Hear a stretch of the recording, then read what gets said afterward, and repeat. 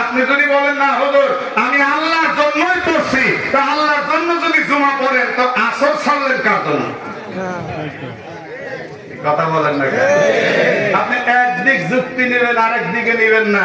আপনি যার জন্য নামাজ পড়েন বুঝে দেখেন আপনি কেন নামাজটা পড়ছেন। এই যে আমি বিগত সময়ের কথা বলছি, এখনকার খবর আমার জানারও দরকার নাই ও আমার বলারও দরকার নাই। আজ থেকে প্রায় 20-22 বছর আগে আমাদের নাটোরে একজন ভোটে দাঁড়াইছে, আমরা শুধু তাকে ঈদের নামাজ ছাড়া আর কোন নামাজ জীবনে করতে দেখিনি। ভোটে যখনই দাঁড়াইছে তখনই মনে করেন মাথায় ফাইন একটা টুপি, কাঁধে একটা জায়নামাজ, আর চলছে রাস্তার মধ্যে জায়নামাজ বিছিয়ে মাঝে মাঝে আল্লাহু আকবার। তো আমি আবার ওর সামসা, আর সামসা বুঝেন তো নাকি, ওই যে পিছনে পিছনে ঘুরঘুর ঘুরঘুর ঘুরঘুর করে, এদেরকে বলে চামচা।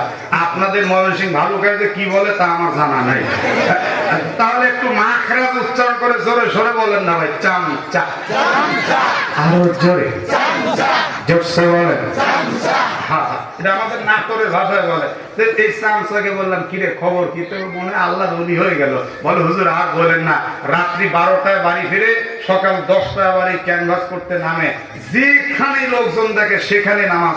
একদিন জোহরের নামাজ 4 বার করছে। তাই বললাম যে জোহরদের 4 বার হলো। ওই চামচা তার নেতাকে বলছে কানে কানে, জোহরদের 4 বার হলো, 4 বার না 8 বার হয় হোক, ভোটের আগে হবে, ভোটের পরে তার টেনশন নাই।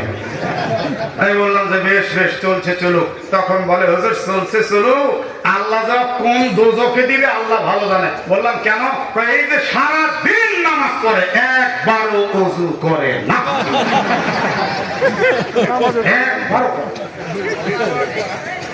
আচ্ছা এটা কি আল্লাহর নামাজ না ভোটের নামাজ?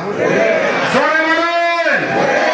আল ইউশরিক বিইবাদাতি রাব্বিহি আহাদা, এটাই হলো ইবাদতের শিরক। এখন আপনি দান করবেন কার জন্য? এখন আপনি যদি মানুষের নাম কুরানোর জন্য দান করেন, হাদিসে আল্লাহর হাবিব বলেন কাল হাসরে একটা সওয়াব নেই, একদম শূন্য, জিরো।